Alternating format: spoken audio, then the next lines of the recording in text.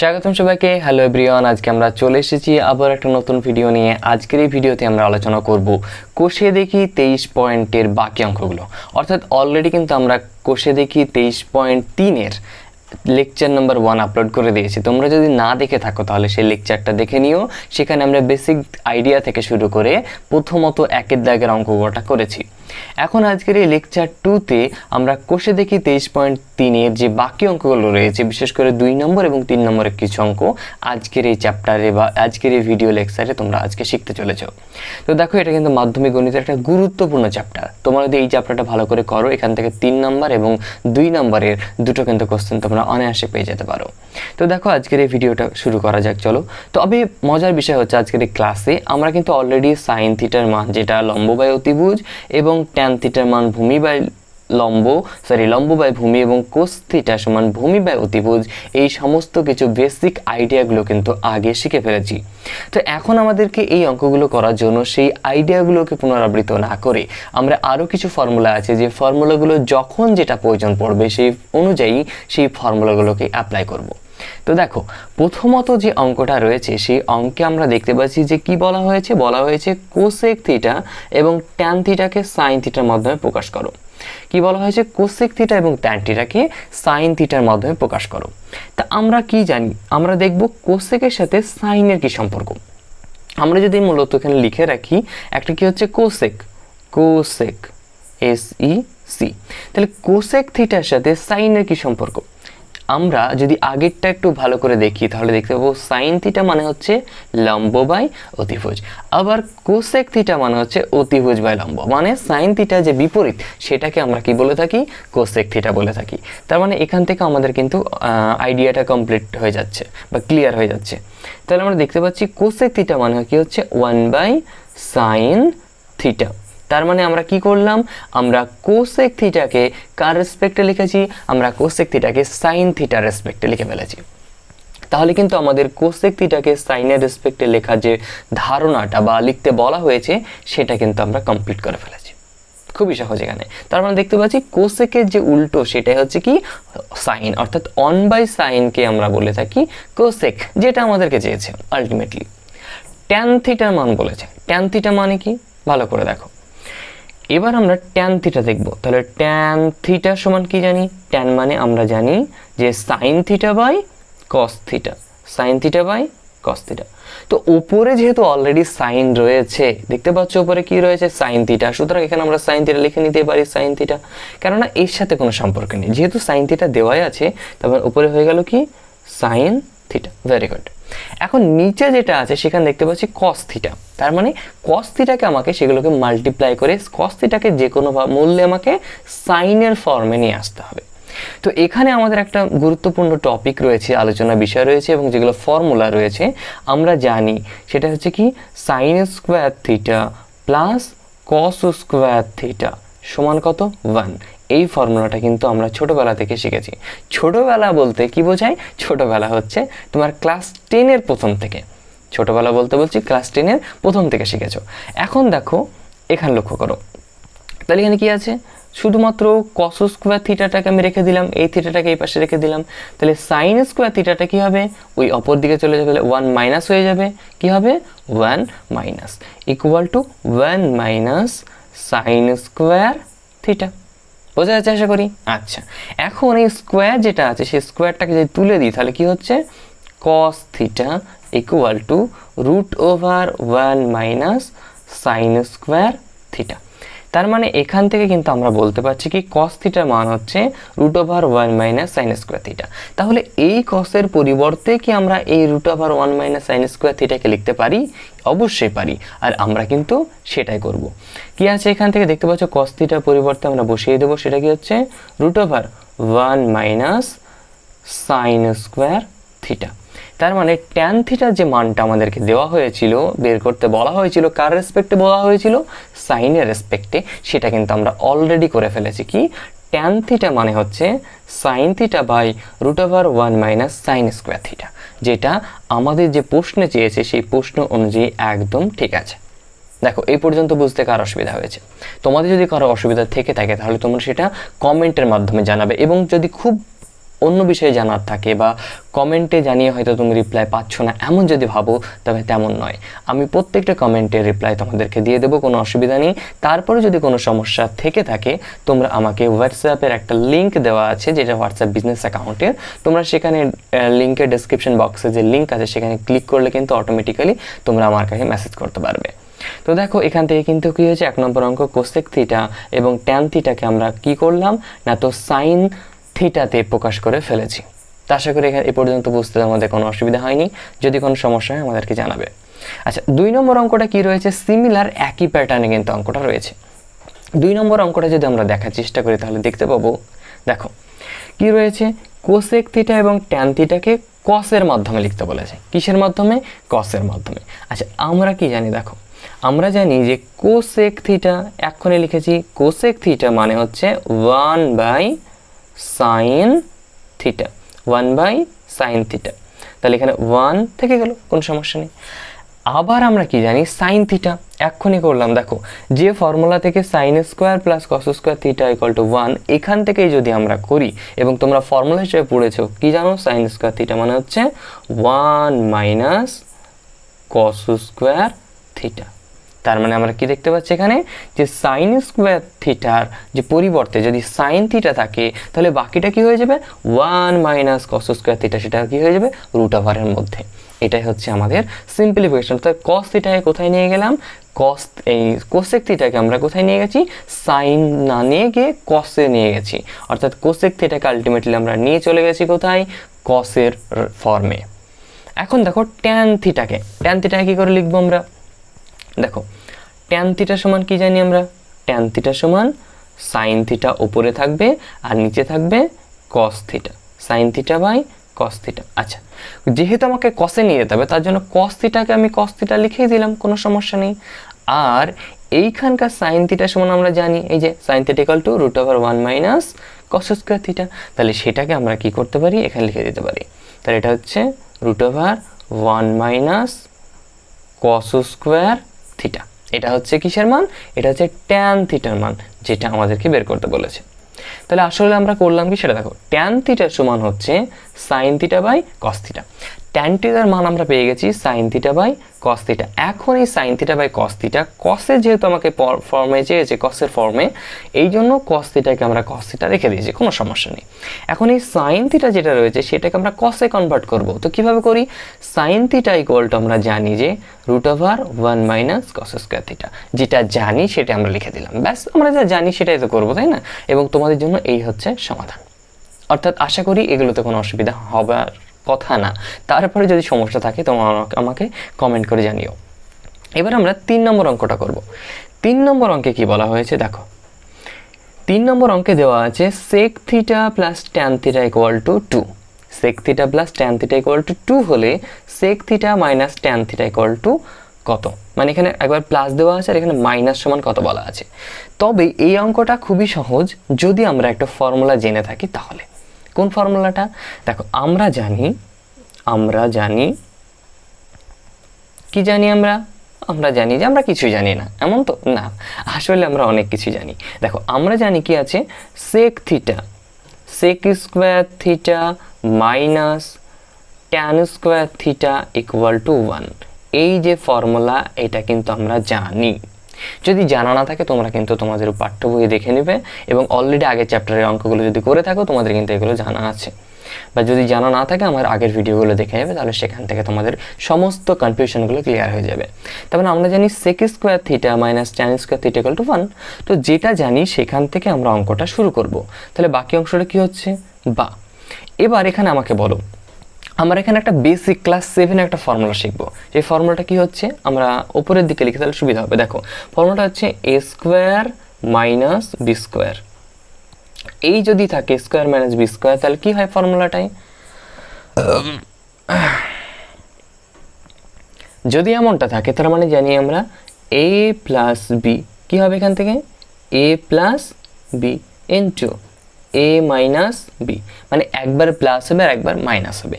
তো এটাকে আমরা যদি একবার করার চেষ্টা করি কী হবে, দেখো এখান থেকে তাহলে কি হচ্ছে, sec theta plus tan theta into কী হবে sec theta minus tan theta পেয়ে গেছি ইকুয়াল টু 1, যেটা আমরা জানি সেটা আমরা লিখে নিলাম। এখন যদি আমরা লক্ষ্য করি কি পাবো, দেখো sec theta plus tan theta মান কত দেওয়া আছে, প্রশ্নে দেওয়া আছে, সেটার মান হচ্ছে 2, তাহলে 2 বসিয়ে দিলাম। আর এখানে কি পাচ্ছি আমরা, sec theta minus tan theta equal to 1। Very good. বা পরবর্তী যদি দেখি আমরা, শুধুমাত্র যে sec theta minus tan theta আছে এটাকে এই পাশে রেখে দেবো আর 2টাকে ওই পাশে নিয়ে যাবো, তাহলে 2টা ওই পাশে গেলে কী হবে, ভাগ হয়ে যাবে। তাহলে কি হচ্ছে, sec theta minus tan theta equal to কি হচ্ছে 1/2। কেন 1/2? কেননা এই পাশে থাকা গুণ আকারে যে 2টা ছিল সেটা ওই পাশে গেলে কি হয়ে যাবে, ভাগ হয়ে যাবে, অর্থাৎ সেটা হয়ে যাবে 1/2। এবং আমরা কিন্তু কমপ্লিট করে ফেলেছি। আমাদের যেটা চেয়েছে যে sec theta minus tan theta এর যে মান চেয়েছে সেটা কত পেয়েছি, 1/2। অর্থাৎ আমরা লিখে দেবো নির্ণীয় মান সমান 1/2। কীভাবে করলাম অঙ্কটা একবার যদি দেখার চেষ্টা করি তাহলে কিন্তু আরও বেটার হবে। দেখো আমরা জানি সেক থিটা মানে sec square theta minus tan square theta equal to কত, 1। এবার এখানে দেখতে পাচ্ছ এটা হচ্ছে এ স্কোয়ার, এটা minus b square equal to 1। তাহলে এ স্কোয়ার মাইনাস বি স্কোয়ারের ফর্মুলা আমরা ক্লাস 7-এর পাঠ্য বই থেকে যদি তোমরা পড়ে থাকো তাহলে দেখতে পাবো কি, এ প্লাস বি একবার এ মাইনাস বি, একবার যোগ করবো আর একবার কি করব, বিয়োগ করে দেবো। এই জন্য আমি কি করলাম, sec square theta minus tan square থিটাকে একবার লিখেছি সেক প্লাস ট্যান থিটা আর একবার লিখেছি sec theta minus tan theta.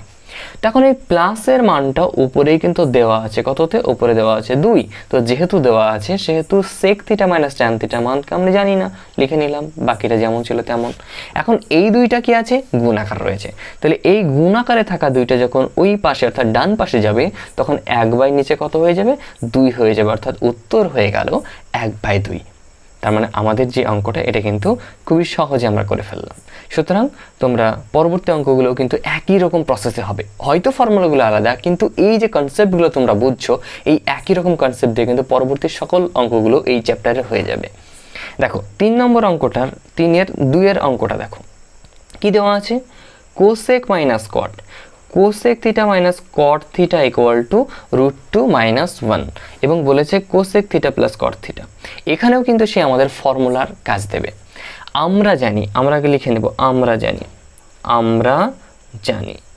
এখানে কিন্তু কখনো এরকম লিখো না যে আমি জানি, ঠিক আছে, তাহলে শিক্ষক মহাশয় রাগ করবে, শিক্ষক বা ম্যাডাম কি বলবে, আমরা জানি মানে তুমি সবাই, আমরা সবাই জানি এমনটা। আমরা জানি কি জানি, তো কোসেক স্কোয়ার লিখে নিই, সেটা হচ্ছে cosec square theta minus cot square theta equal to 1। আমরা কি জানি, cosec square theta minus cot square theta সমান 1, এটা আমরা জানি। তাহলে সিমিলারলি যেটা আমরা জানি সেখান থেকে আমরা অনায়াসে আগেকার অঙ্কটার মতো করে নিতে পারি, যেটা এখান থেকে জানি। কি জানি, এ স্কোয়ার, তাহলে এখান থেকে ফর্মুলা দেখো, a square minus b square equal to 1। A square minus b square যদি লেখা থাকে তাহলে আমরা কি করতে পারি, এটাকে ফর্মুলায় ভেঙে নাও।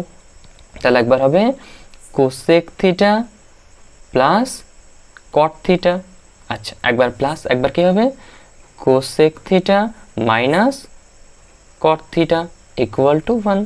দেখো কি করলাম আমি এখানে, এই অঙ্কটা কিন্তু একবারে বুঝে ফেলবে তুমি। আগে যেহেতু একটা অঙ্ক দুবার বলে দিয়েছি তার জন্য এই অঙ্কটা তুমি একবারে কিন্তু বুঝে ফেলবে। দেখো ভালো করে কি লেখা আছে, cosec square theta minus cot square theta, এর অর্থ হচ্ছে a square minus b square formula. তাহলে এ প্লাস বি একবার হয়েছে আর এ মাইনাস বি একবার হয়ে গেল। এখন লক্ষ্য করো এ মাইনাস বি যেটা দেওয়া আছে সেটার মান কিন্তু দেওয়া আছে √2 - 1।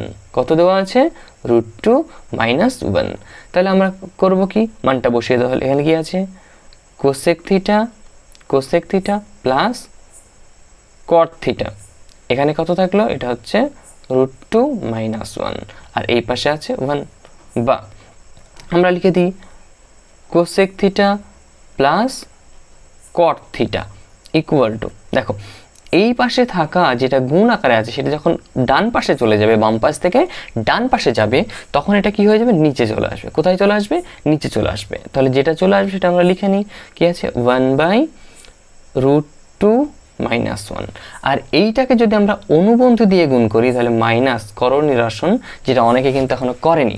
তো আমরা যদি করে থাকো তোমরা, তাহলে করে থাকলে দেখবে এটা করণ নিরসন করলে কত হবে, 2√2 + 1। এটা উত্তর কত আসবে, এটার উত্তর আসবে √2 প্লাস 1। কেন? এখানে মাইনাস আছে, ওই জন্য আমরা এর মাইনাসের অনুবন্ধী অর্থাৎ প্লাস দিয়ে গুণ করেছি, মাইনাসের অনুবন্ধী প্লাস দিয়ে গুণ করেছি, ব্যাস। তাহলে আমরা এখান থেকে পেলাম cos theta plus cot theta equal two হচ্ছে √2 প্লাস 1।